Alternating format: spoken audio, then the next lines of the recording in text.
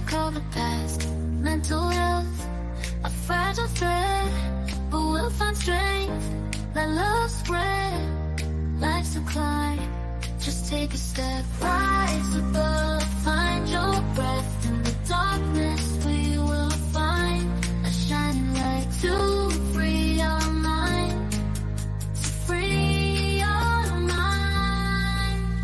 Self-growth blooms like petals bloom, shedding tears will heal the wounds and the chaos. Let's find peace, embrace the pain, let it release.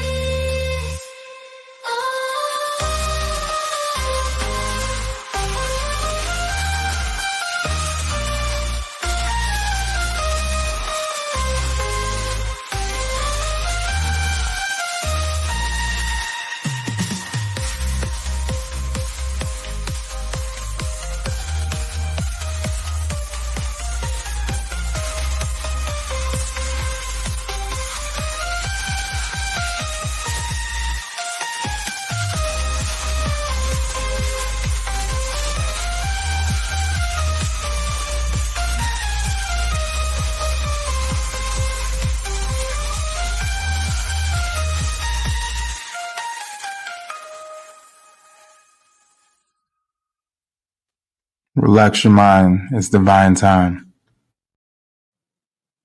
Hello, hello, hello. This is your boy Donley Divine, and I am here with another amazing guest who is going to speak their truth and give us a little insight into their life with another story that we can learn from, that we can grow from, and also be able to influence others on a positive level.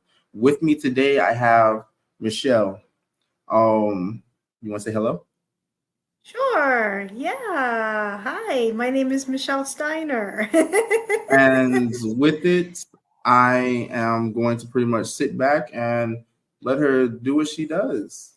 All right. Thank you so much for having me on here. My name is Michelle Steiner. I live in Pennsylvania with my husband Ron and our two cats, Jack and Sparrow. And I work in a school as a disability writer. I work in a school as a paraeducator with students who have disabilities and some who don't. And I'm also a disability writer, speaker, and photographer. And I have a blog called Michelle's Mission. And I write about life with a learning disability. And I also get to feature my photography. And I also have a learning disability myself. I was diagnosed with having a learning disability whenever I was in kindergarten. My kindergarten teacher could see that I was struggling with things such as tying my shoes. Numbers were really difficult for me. And I was struggling not only academically, but socially. And I was my parents' first child, so they didn't really have a lot to base development on. So they recommended that I get tested for having a learning disability. Sure enough, I have one. At that time, it was just a blanket term. We didn't call it dyscalculia or anything else. I mean, really, the ones they were familiar with was dyslexia. And that was they knew I had some visual perception issues with my eye-hand coordination. But we didn't figure out that I had limited hand dexterity in both of my hands until I was an adult. The one thing they knew at that young age was I was not going to be a mathematician. We really understood that. And I had to repeat kindergarten the following year. And I was moved to a different school in our district. And it was really difficult for me at first. Those years were really hard. I can remember I just wanted to learn like my peers. I wanted to be accepted like they were. And learning and being accepted just seemed really impossible. I can remember putting a lot of effort into my work and I wasn't doing well. And I can remember thinking that life was always going to be difficult and my life would just be perfect if I didn't have a disability. So luckily, a lot of the specialty instruction they were giving me was helping me. I was able to be in regular ed classes for science, social studies, and for reading and English. And I had accommodations in those classes. I had to have the test read aloud to me. I had to also have extended test time so my brain could process the information. Socially, it was really difficult for me during those years as well. I can remember having a disability made me really stick out. I went to a very small conservative school district, and I couldn't blend in and I couldn't hide. Everybody knew I went to learning support. And a lot of the bullying began when I was really young. But as a child, it was in the grade school, it was more, well, I don't want to be your friend, or you're not going to be invited to my birthday party. As I got through school, academically, school got a lot easier for me. I was in all regular ed classes except for math. That was never a positive experience for me. And resource, where we would have a specialized study hall where I could go for my work along with getting my test read. But socially, it got a lot harder. A lot of the groups became a lot more defined, and I just didn't feel like I fit into any one of them. And one of the things that I did was I found a teen group and just a little bit outside of my school district. And I started hanging out with a lot of the peers from that. And they did art activities. Some of them drew. Other ones, like me, like to write. Writing has always been a healing thing for me. And I wrote for their newsletter. And I found acceptance with a lot of these people. I was able to shed a lot of that reputation that I had that surrounded me ever since I was a young child as being the outcast. And I found that once I shared my story, that a lot of other people, they had learning disabilities too. And whenever that group stopped meeting, I reached out into another group in our community of an adult writing group. I was a teenager at that point. And that group got to see me grow, not only as a person, but as a writer. And we still meet 20 some years later, once a month, to talk about our writing. And we're in each other's lives. We've been at each other's weddings. We've been at graduations, and just a lot of things that has really shaped from that group as well. And I can remember another really challenging aspect during that time period was, what was I going to do after high school? I knew that I wanted to go to college, but a lot of people didn't think that I could handle it because of my math disability. I had a learning support teacher who told me that I couldn't go to college because of that. And she recommended a trade school, but nothing that really interested me at the trade school. So I was determined to go to college. And I did have a wonderful person who encouraged me. I had a student teacher that told me, you can go to college because you know how to study. And when I was at college and things were getting really difficult, sometimes her voice is what I heard, and that's what helped me get through a lot of it. I can also remember I was connected with an agency called Office for Vocational Rehabilitation, and they provide scholarships for people that have disabilities to be able to go to school. I went to school debt-free. They also provide job placement assistance, and all their testing they do is free. And in order for me to receive services, they tested me for having a learning disability again. And I've never been a great test taker, and my test scores were so low that a psychiatrist told me I would most likely not go beyond a community college. And hearing that was heartbreaking. I was already really nervous about starting college, and could I handle it? But I decided to go forward. And when I got to college, there was even more stigma. I had people that would say that using accommodations was cheating. And I didn't want to use them because I just didn't want that stigma. And that was a really big mistake because my grades dropped. I also had a college professor that told me I was going to have limited job choices because of my disability. And finally, there was a really great professor that just encouraged me to use accommodations. I was really struggling in her science class, and I was able to get through her class.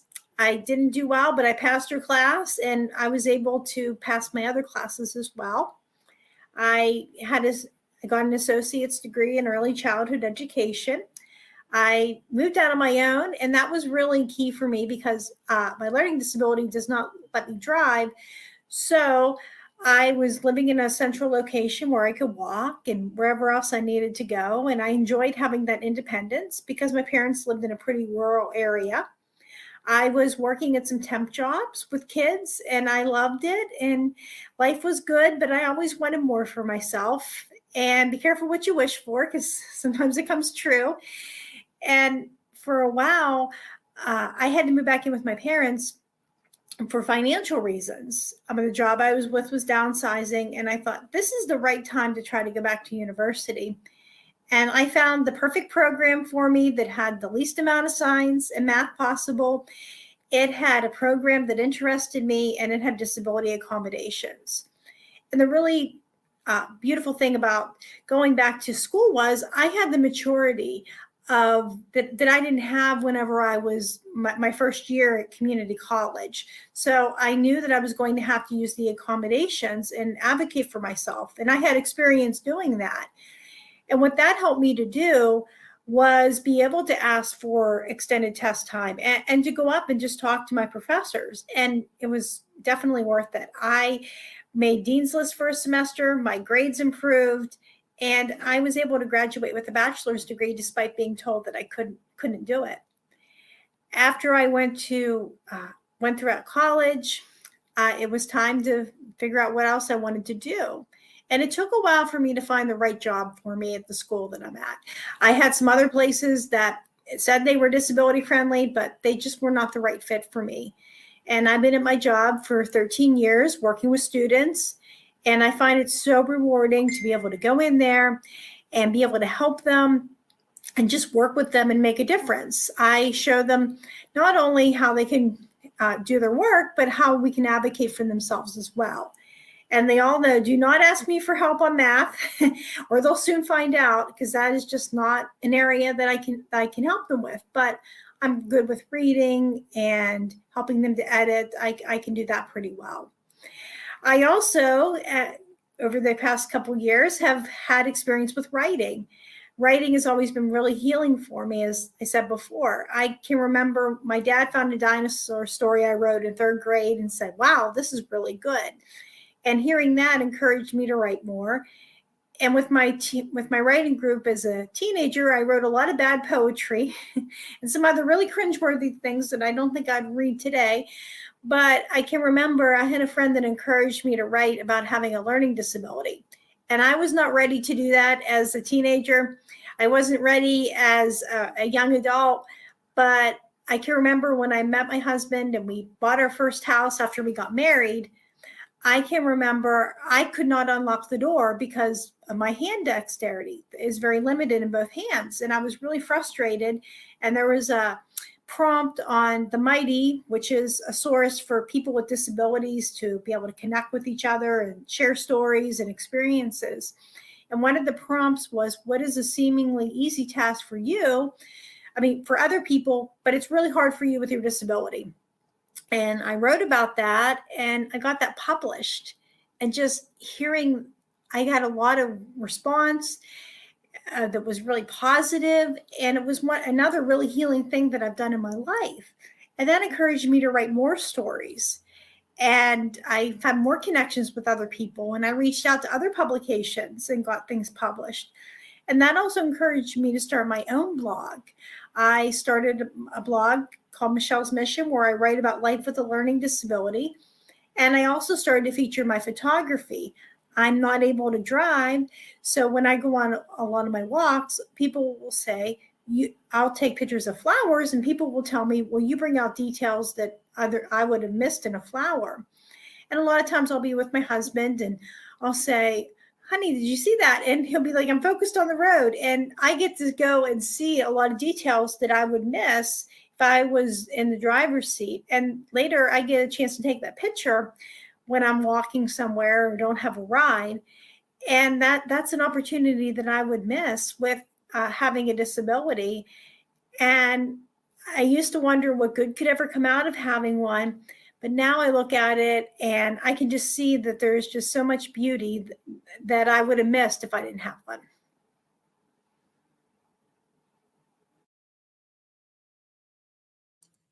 So with it, you said your blog is called Michelle's Mission? Yes. Michelle's Mission blog? Is that correct? It's Michelle's Mission. It's at michellesmission.net. Yes. .net? Okay. All right. I need to edit that. Okay. That is amazing. So quick question. What was the biggest adjustment in life for you? I think the biggest adjustment in my life that I had to do was that transitioning from high school into college. I think that was really an adjustment for me, because whenever I was in school, uh, in high school and elementary school, it was a lot of my parents advocating for me, and it was the school that had a plan that I was to follow. And when I was an adult, that was an adjustment that I had to use my voice and to be able to speak up for myself. I love the fact that you said you had to actually use your voice and speak out. I feel like that's one of the. So when I was in elementary school, we had a girl. Her name was, I think, Jeannie or something like that. Mm-hmm. She had a learning disability, and with it, other kids would like kind of make fun of her and everything. And I was like, that's kind of messed Mm-hmm. up. I don't know. I'm weird. Like I don't get along with people like normal people, but it's Yeah. like I'm real empathetic and apathetic towards other Mm-hmm. like everything else, like animals, plants, and all that stuff. So it's like when it came to her, like I got along pretty well with her.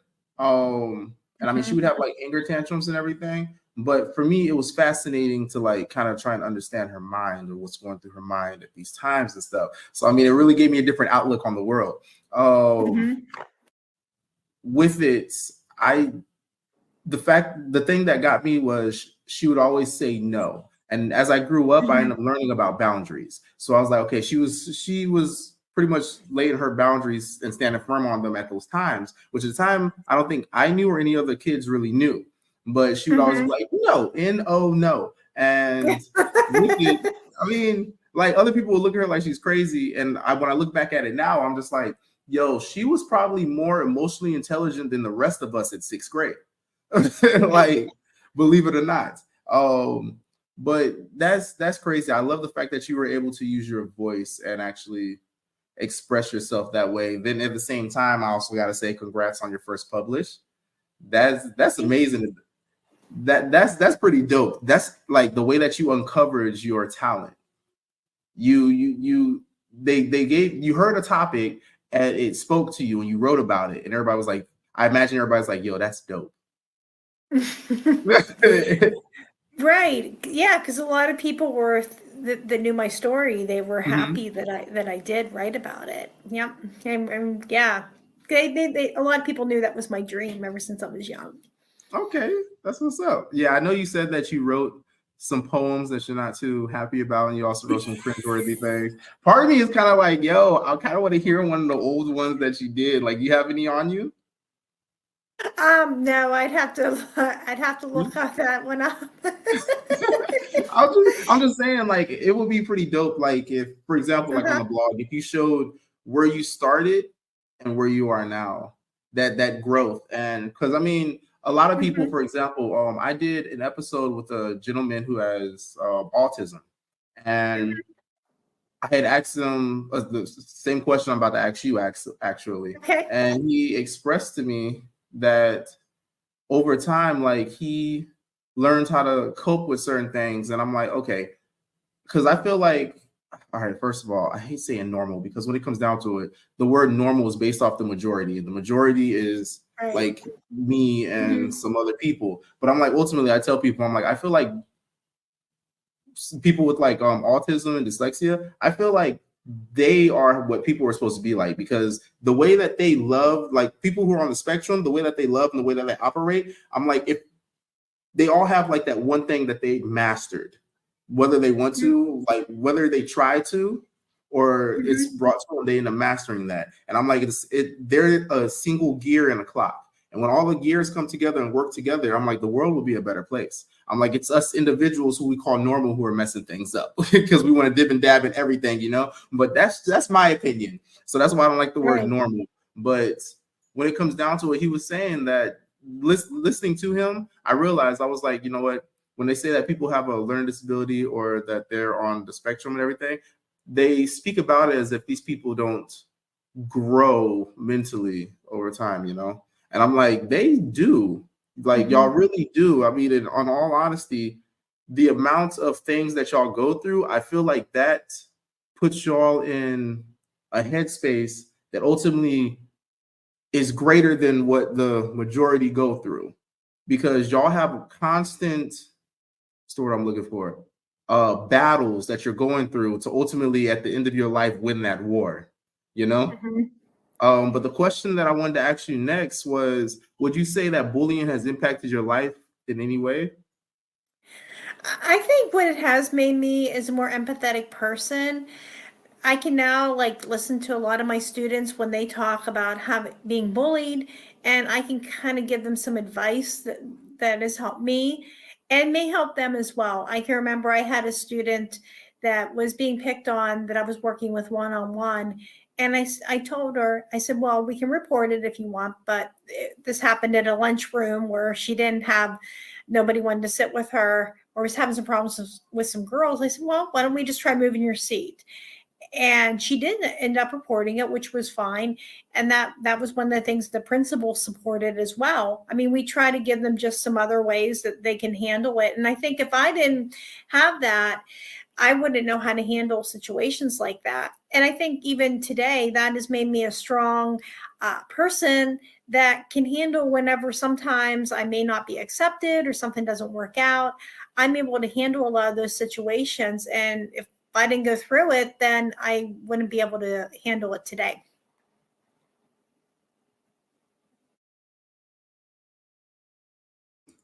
Okay. Definitely, I can definitely see that, because when I was younger, I've seen some people get bullied. Like ultimately, the reason I had originally even joined the gang was to fight for those who those who wouldn't fight for themselves. And it's funny, my wife tells me all the time, she's like, you got like a anime character superhero little thing to you. I was like, what do you mean? She was like, just the way that you think and like the things that you do. She was like, it's so pure hearted, but you're always getting attacked. And I'm just like, okay. I mean, because with me, I'm like, I don't look down on anybody. If anything, I look at them to learn, because the things that they're going through, it might not be things that I have gone through. And I like to learn from other people's experiences, so that way I don't have to make the same mistake, you know? And I mean, even with my kids, like I write in a little journal of my life lessons so I can pass it on to them, so that way they can exceed where I finish in my life and they can go way past, and their legacy can be even further, you know? And the only way to do that is to learn from one another. I'm like, every person has something that they can learn from another person. Everybody is teaching, whether they're trying to or not. And I mean, children are the best example of that. They're always observing and always watching, even if you don't think that they are. You mess around, say something, they come around the corner. Fuck, you know. So, but you said you have a bachelor's degree. That's a major accomplishment. What did you get a bachelor's in? Community programming for Americans with disabilities. They call it a transition specialist now, but it is a service end to special education. So that was definitely something that I love doing, and it prepared me for the job that I do in the school, but it also prepared me for writing and learning about my own disability.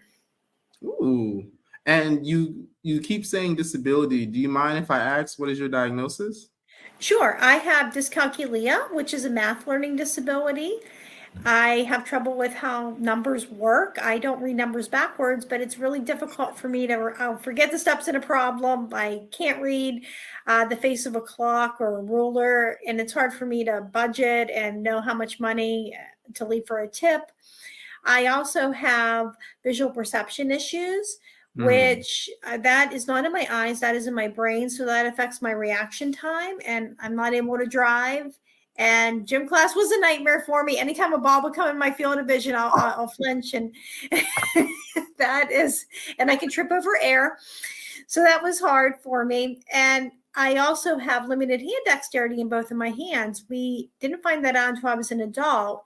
We knew my handwriting was really bad when I was younger, but I can remember then finally, once I found out, the light bulb went off. That's why things would drop out of my hands. That's why it's hard for me to open up jars or to unlock doors or to lock them, because the hand dexterity. Okay. Now, I do want to say this real quick. There's a saying that people with like the ugliest handwriting are often the most intelligent. That's why doctors have that script. Just saying, letting you know, okay? So don't think that's a bad thing. I Everybody, agree. everybody else sees it and they're like, oh, this must be a very smart woman. So what I'm going to do now is I would love to kind of just have more of a little. I'm gonna switch it into more of a conversation because Okay. when it comes down to it, you really get to learn more about a person by really just talking to them, you know. And I mean Yeah. that's one thing that I really enjoy doing, to where it always ends up bringing a smile to both of our faces, just learning about each other by just conversing Mhm. rather than being interrogated with 50 million questions, you know. Hey, I'm prior military. Like, I don't like Yeah. that feeling. So with it, you growing up, pause 1 second.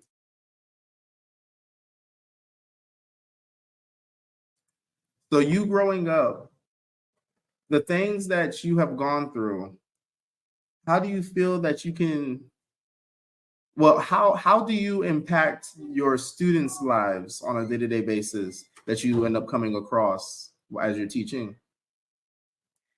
A lot of times I work with sixth graders, so a lot of times it's like hearing a recording of myself at that age. I hate my learning disability. I wish I didn't have an IEP. I don't feel very smart.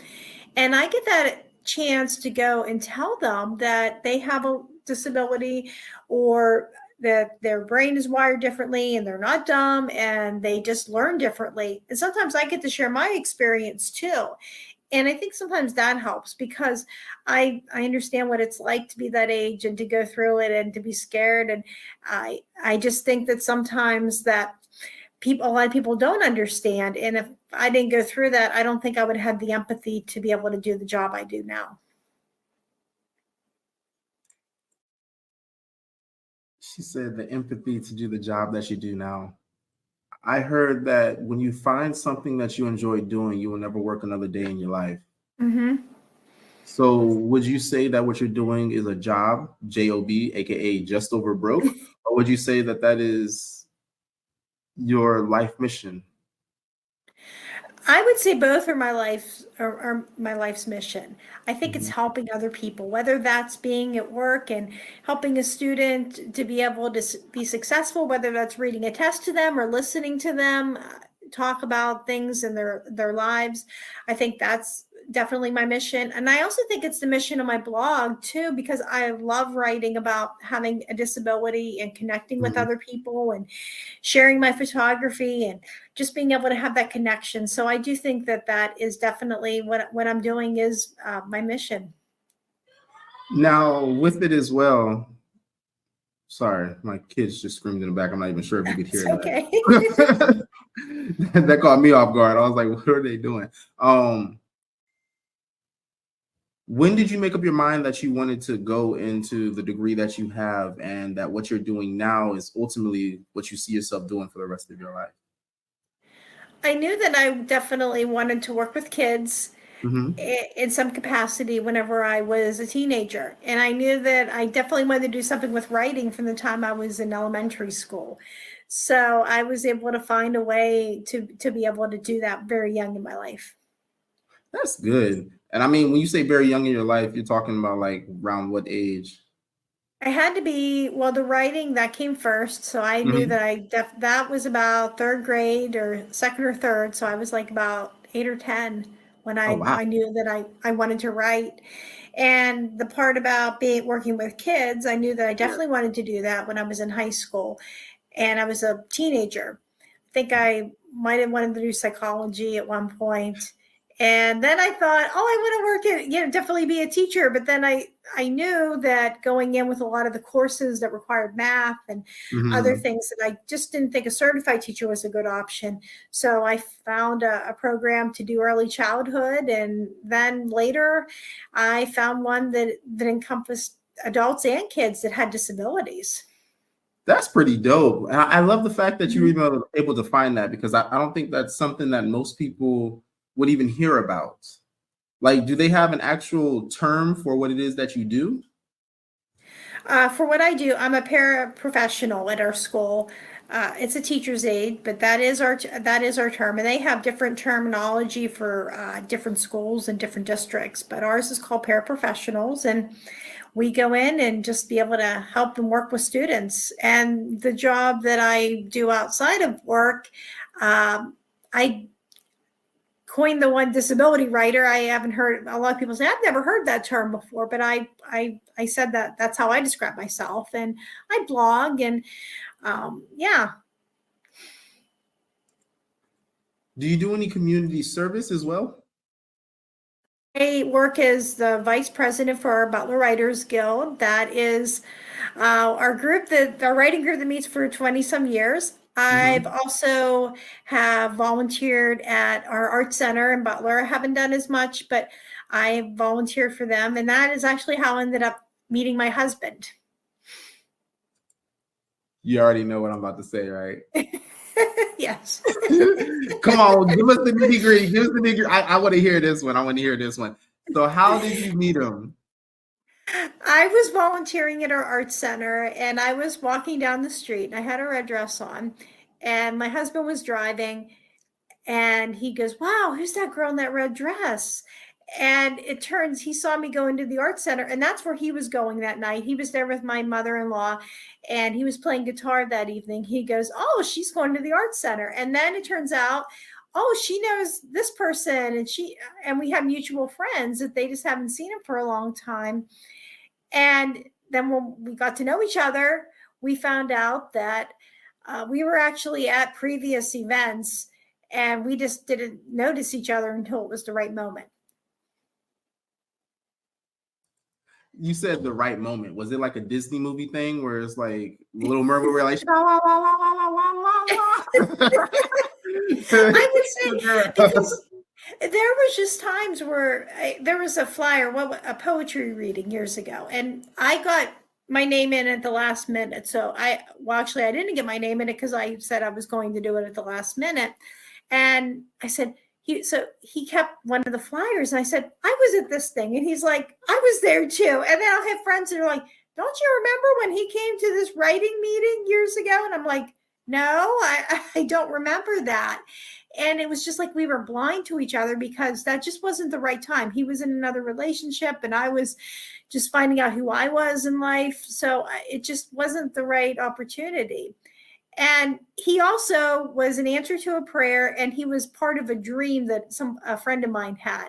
I was in some really broken relationships before I met him, and I can remember just praying, and I said, God, don't send me anybody until it's the right person. And he didn't. I did maybe have one dud at that point, or one thing that wasn't going to work out, but it didn't really go that far.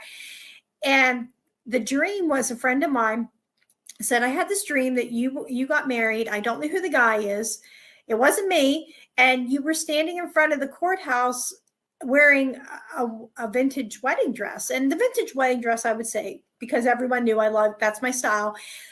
And I didn't think much of it. But when we got our pictures, we had our reception where we met at, and it was near the courthouse. And we went to take pictures in the park. And when we got the pictures back, I am standing there with my husband, and the courthouse my friend was talking about was in the background. So I just think that's just, yeah, it was just like meant to be. Hey, if I'm not mistaken, isn't there a saying, he's never there when you want him, but he's always right on time? Yeah, exactly. Yep. There you go. There you go. Prayers go up and the answers come down. That worked out great. That's crazy, though, that your friend literally had a dream about all this right there at the courthouse and in a vintage. Did you tell your friend? Was like, hey, I did. He's like, does this look familiar? Yeah, I know. He should. Yeah. That is pretty dope. I like that. I like that. So with it, you said he saw you in a red dress, was like, yo, who is that? And then he ended up popping up at one of your little poetry slams. Yeah, it was an open mic night, and I was volunteering that evening, it might have been an art opening too. But yeah, I was just volunteering and not even thinking about it. I think that was the thing too. I wasn't thinking, oh, I'm going to go and I'm going to meet this person and we're going to, And in fact, that relationship took some time. We became friends before anything else. Honestly, being friends is the best way to go and to lead into any type of relationship. I mean, in this day and age, there's a lot of people who just jump from relationship to relationship and Yeah. they're so quick to call the other person a partner or whatever. I'm like taking that time to heal and really get to know an individual so that we can figure out, like, do I even like you? You know, because there's a lot of times where it's like you'll go on a date with a person, you're like, I really don't want to be here, or either you'll already be in a relationship with somebody and you're just like, how did it make it this far? Yeah. Because y'all didn't Exactly. y'all weren't even friends before, y'all just rushed into things. So that is really good. So I understand why y'all relationship is so strong and why he is your husband. When you get a chance, tell him he's the luckiest man I never met. Okay. Oh, well, thank you. I will tell that. So is there anything that you would want to say to any listeners? I just want to encourage people to know what they want and to be able to find a way to do that. And to remember that success doesn't always come in the package that you expect. Sometimes it comes in something even better. Hey, I like that. It's not copywritten, is it? No, not yet. Okay, cool. I'm already steal it before it is. And with it, is this the correct website? michellesmission.net? Yes, it is. All right, cool. Well, I really enjoyed that. I'm still honestly going to talk, so I don't think this is the end yet, just so you know. You said you really enjoy dealing with children. When you're talking with the kids, do you feel like you're looking at a younger you at sometimes? Yeah, yes, definitely. I do feel like that's a younger me because a lot of them have learning disabilities. Some of them have the same kind as mine. So it is like looking at a younger version of myself. And I try to remember what I needed to hear at that age and to be able to tell them that. Okay, so I was about to ask another thing, but you already just hit that, the telling them what you need to hear at that age. Do they do some things that you have done as well to where you're able to kind of just tell them what's going to happen next if they continue doing that or if they don't fix those types of things? A lot of times I'll prepare them for the future. I know that sometimes I used to come in being a little more overwhelming, like, oh, if you don't study, you're not going to do great. And some of them, you're not going to go to college. And a lot of them say, well, I don't want to go to school. So what I try to tell them is, I don't know what their future holds. I don't know what they're going to use, what they're not going to be able to use, but I try to give them some resources that can help them and just tell them that there is some resources and some help that can help them guide them along with what they want to do with their life, and how important it is to know how you learn and to use disability accommodations to advocate for yourself. I try to do a lot of those to give them those resources and to think about the future and what they would like to do. If you could go back in time and change anything, what would you change? I think some of the things that I would change is my attitude, because I can remember a time where I was really negative and I believe what everybody told It's me I part of being couldn't do. human. Yeah, exactly. And there was just that time that if I would have just relaxed and went forward and put in the hard work that I had to do, and I knew I had to do that and had the motivation, I think I just would have enjoyed the experience a lot better. And I just try to remember that even today when I hit a rough patch, that things are going to get better, and to just have that attitude that that things are going to work out, and to be positive, and that helps me. So positivity, I mean, there's no way to even talk down on positivity. Positivity Yeah. can uplift you in a dark time. It can really put you back on the right path. Has there ever been moments to where, and you don't have to answer this if you don't want to, okay? I mean, I hit the goods and the bads. I'm full spectrum. Has there ever been times where you kind of just sit there and you're having a very difficult time just finding the light again? Yeah, sometimes it can be really difficult to see a lot of the light, and to be able to find that. I've had those moments where I never thought things were going to get better. And a lot of times I wish I would have had that voice sometimes, of somebody to tell me that things are going to get easier. You can't see it right now, but it's going to get a lot better. And there's going to be a purpose for a lot of this pain. And I also think it's always more empowering for me to focus on the things I can do and the things I can change and control rather than focusing on the things I can't. Because when I focus on what I can do, I just feel so much more joy and empowerment than when I focus on the things that just simply aren't going to happen for me.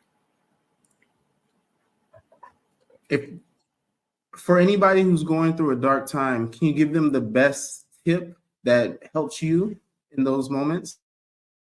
I think some of the thing is just some of the best tip to help them out is to go out and reach out to family, reach out to friends.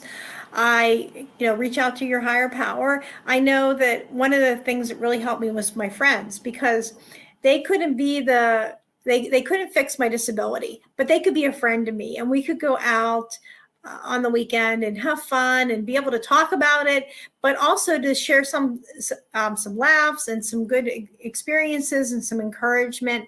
And I would just encourage people to reach out to a support system to be able to help you.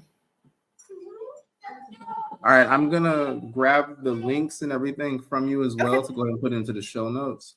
Sure. With that, you have your blog, michellesmission.net. That's Yes. NET for anybody.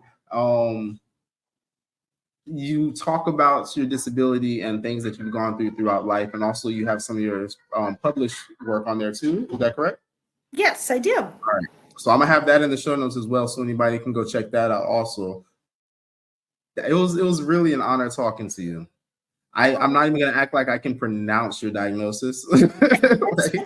That I've never heard of that before. Like, in all honesty, when I message you afterwards, I want you to type it so I can actually spell it correctly and look more into that because I've never heard that before. Awesome. Thank you so much. I'm so honored to that you have me be a part of this. Hey, I thank you for reaching out because, like I said before, without you, this wouldn't even be possible. I mean, I love for people to come on and tell their story, to shine lights into other people's lives. And you never know who may be going through the same thing that you are. They might have a different outlook on it, And with that, they could be struggling with some things that you've already gone through. So therefore, you speaking about it and how you overcame it can give them that extra oomph, that will to continue going, I'm like, you never know who you may impact in a positive way. And I have 3 rules that I live by on a day-to-day. Every day I try to influence someone on a positive level. Every day I try and bring a smile to at least one person's face. And every day I try and learn something new. And I mean, definitely today I hit all 3 because you definitely taught me something new. And once I get the spelling of that, I'm going to learn some more. All right. Okay. Sounds great. But with that, this was another episode of Divine Time. Speak Your Truth. I had Michelle, and she gave us a lot of good things. Thank you. Thank you.